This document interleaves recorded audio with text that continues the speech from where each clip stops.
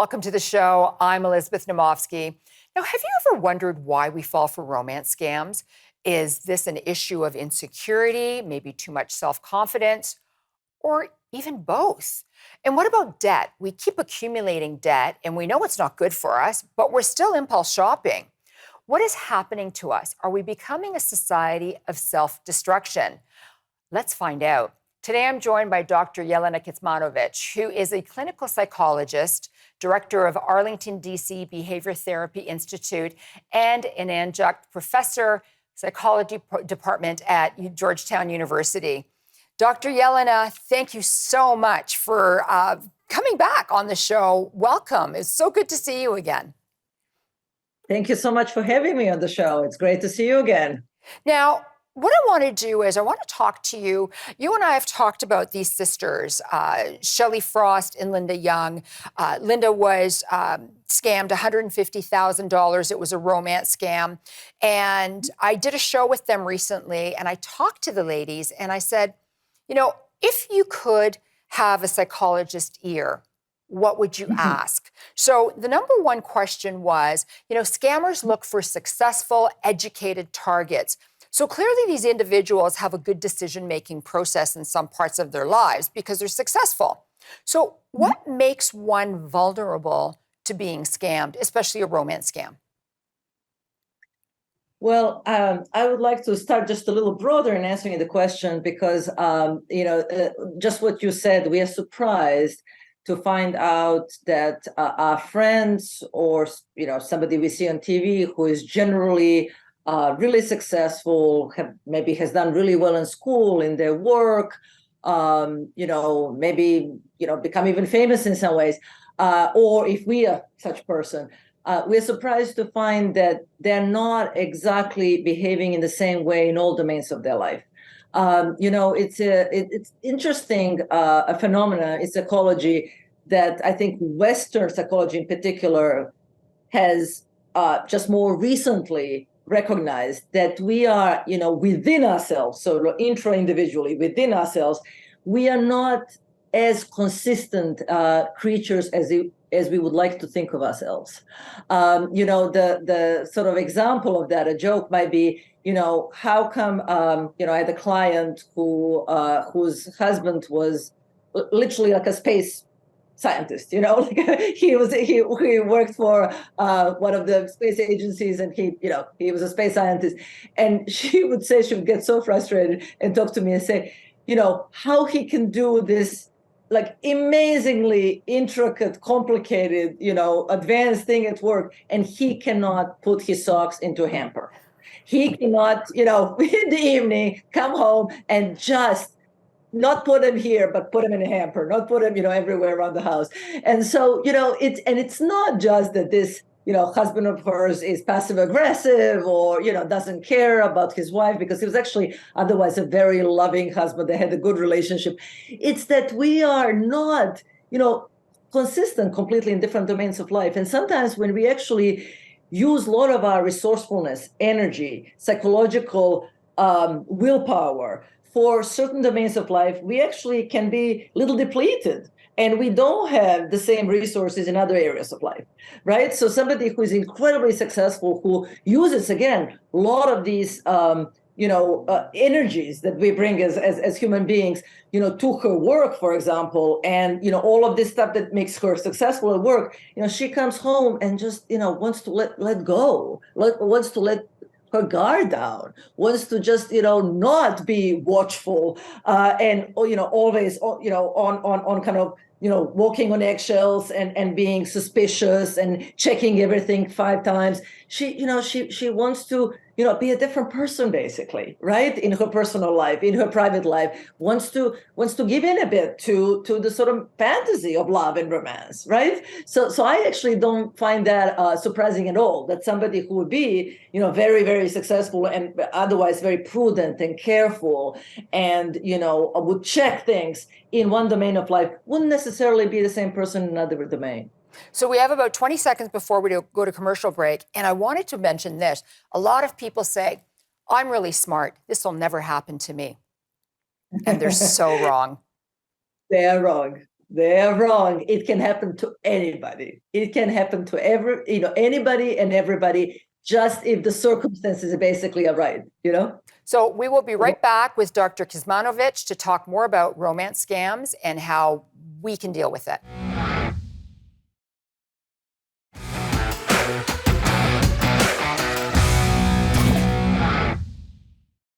Welcome back. We're speaking with Dr. Jelena Kecmanovic about romance scams right now. One of the questions I wanted to ask you is loneliness, vulnerabilities, and distractions. I mean, those are the triple threat mix for letting your guard down and becoming a victim of a romance scam and other frauds as well. Now, what are some preventative measures that we can take in order to protect ourselves from falling into this trap?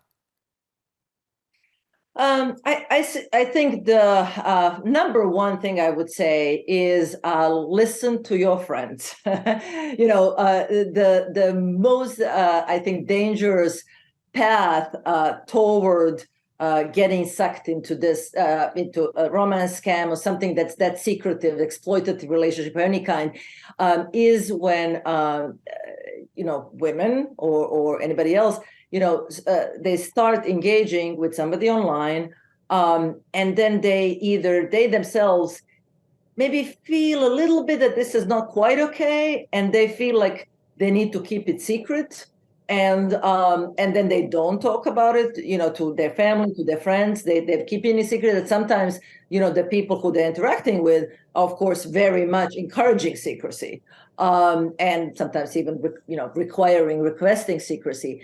All these are really big red flags, right? Either when you feel, because we often do have that gut feeling, right? Like, oh, I love this, but it's a little weird, something weird about it. So I'm not I kind of feel a little embarrassed, maybe ashamed to bring it up to my friends and my family and so forth. Or again, if you feel it's almost, it's dangerous for you to bring it up because people who, or person who you're interacting with online is saying, you can't do that. You can't tell anybody, right? And so that's always red flag. If you are keeping something for yourself, and feel like you can talk about it with your friends or family, and you don't, that's bad news.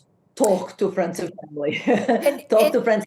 And you said something that's really important right now. You talked about the fact that there's a shame that's associated with it. And you just said, talk about it. Don't keep it inside and be ashamed, because if you share it with somebody else, you will save somebody else from becoming a victim.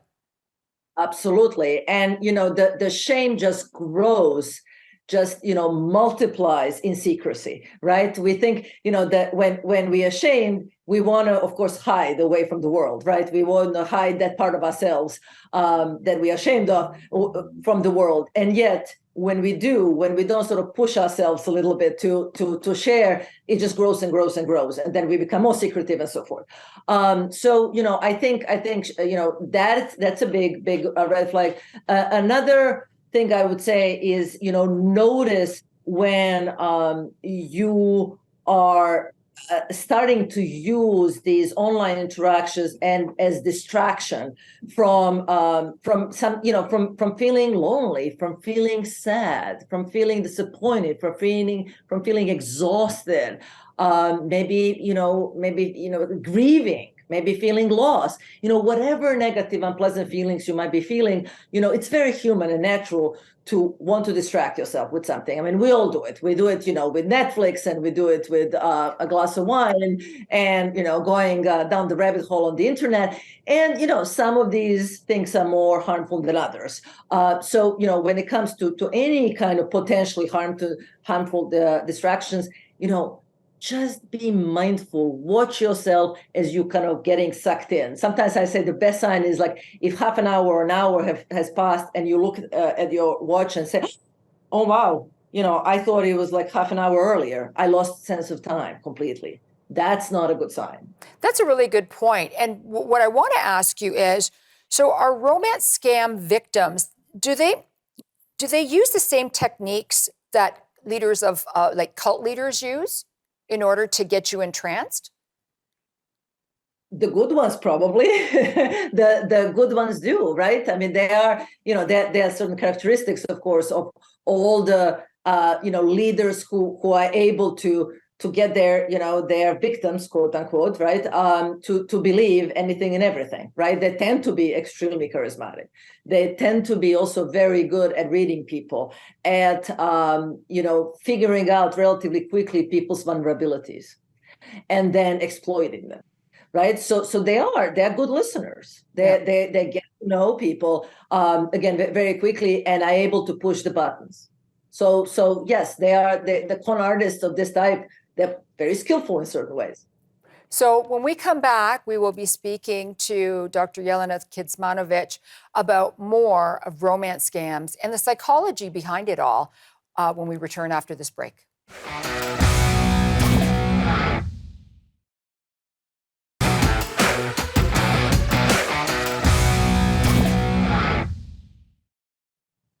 Welcome back, Dr. Kecmanovic. Some say that victims of romance scams or fraud even, and people that are in debt tend to be greedy and are addicted. And it's similar to gambling.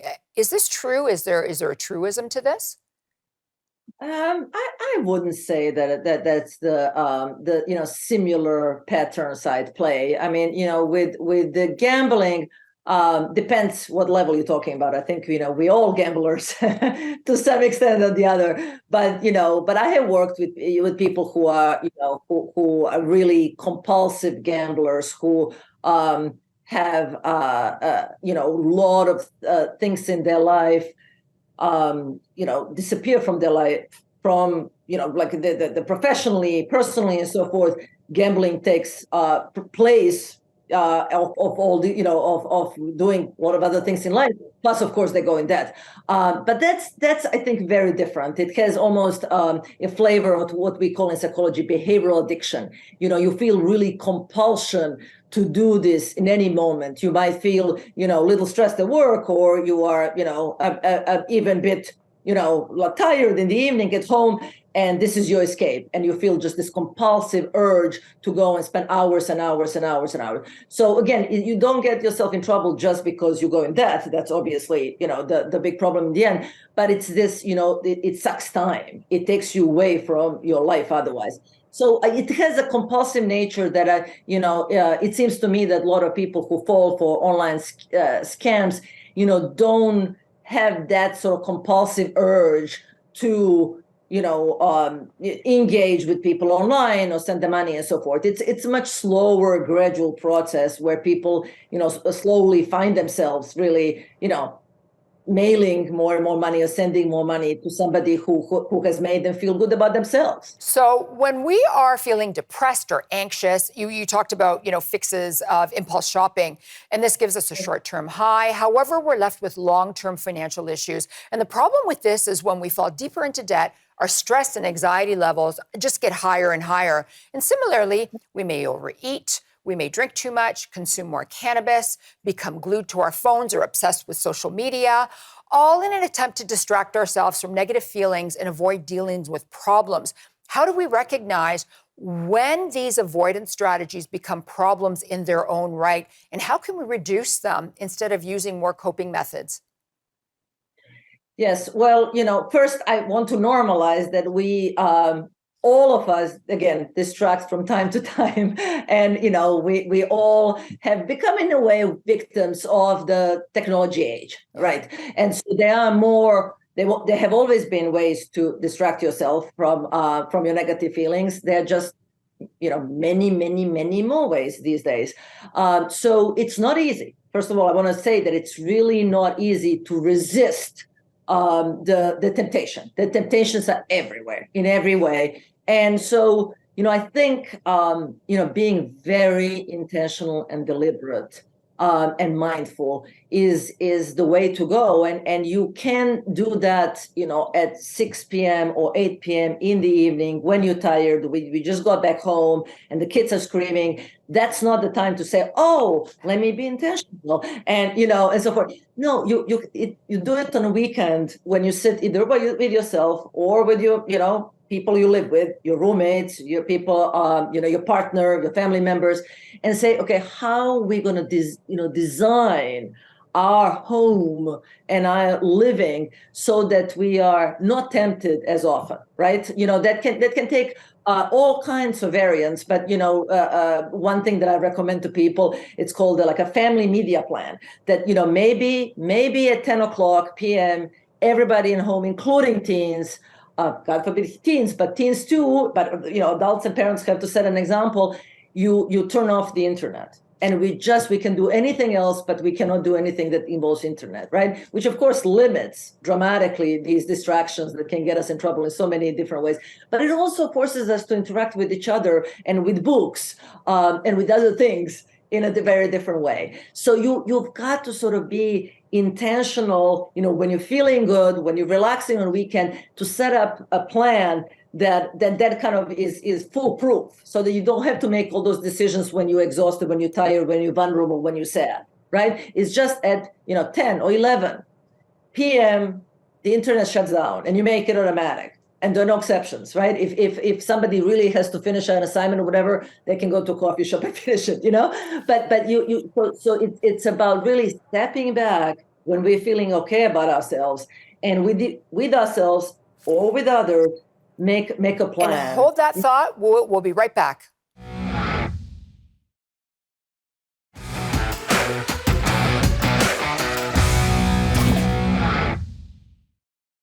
Welcome back. I'm speaking with Dr. Jelena Kecmanovic, and we're going to continue on here. Dr. Kecmanovic, when it comes to money, how can we reduce our stress and worrying? I think the key thing, of course, is to make your budget, know how much is coming in and how much you want to save and how much you want to spend. Of course, every financial advisor will tell you that. I think from a psychological perspective, what is really important is to go back to what do you actually value in life? What do you, what are your priorities? If you value spending time on experiences, and we know from research in psychology that actually, people tend to be happier if they spend their money on experiences rather than material possessions. But people differ also. Decide is going out with friends and spending time on eating and drinking. If this is, this really increases your quality of life, then make a budget for that's bigger, and then really reduce the budget on material possessions and how big a place you're going to live in and what kind of fancy things you're going to have in your home and the car you're going to buy and so forth. If you decide, again, either with yourself or people you live with, that something else matters, right? That maybe travel is really what, makes your life meaningful for you, purposeful, makes you happy, makes you feel, very alive, then that's where the money needs to go. So I think it's not just making a budget, it's really asking yourself, what makes me tick? What makes me happy? Not just happy, but what makes my life meaningful and purposeful? Now, so I just want to add to that, because this is a great segue of what you've been saying to this question. I had a friend ask me, people who grew up with very little, they learn to scrimp, save, and cut corners to make ends meet. So some of these people go on to have financial success, but hold on to the ghosts of the past and have trouble spending, enjoying their hard-earned dollars. How does one shake this issue in order to move along and begin to enjoy life instead of watching the dollars just grow untouched? Because this is the complete opposite of what we've been talking about. Yes, it is. I think it's interesting phenomena, right? Because that means that you're stuck in this childhood mindset, I would say, and that's a really psychological phenomenon, right? We can be stuck in certain mindset from childhood because they were adaptive. They helped us survive then, but we've outgrown that situation, and we are now in a very different situation. That mindset is not working for you. So I think it's really, again, stepping back slowly down and asking yourself, how is this mindset serving me?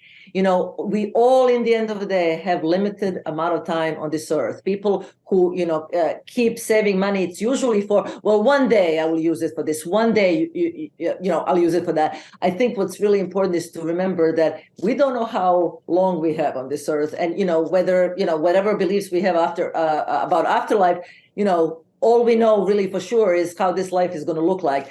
And so, challenge this assumption that there'll always be a future time when you will enjoy this or get to do something that's really, meaningful for you or that really makes you tick. You might not have tomorrow. We don't know how long we have. We don't know, when we're going to get sick and so forth. So remind yourself of life's finitude, of mortality, and then look back and ask, how adaptive is this mindset for me? Okay, in 10 seconds, words of wisdom in closing to protect ourselves from falling in love with a scammer and falling deep into debt.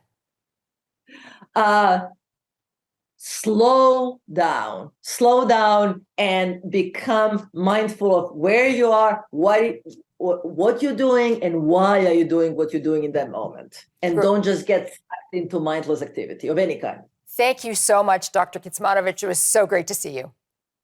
Thank you so much, Elizabeth. Thank you for having me. If you're a victim of a romance scam or if you're in debt, please do not suffer in silence. Reach out to a friend to talk about what you're going through, to regain some strength, and make sure you reach out to a professional who will help you get through this rough time and get you to the next level for success. There's no shame in asking for help. The longer you keep this to yourself, the longer you will suffer in silence. I'm Elizabeth Naumovski, and I'm trying to empower you and make frugality fashionable. Bye for now.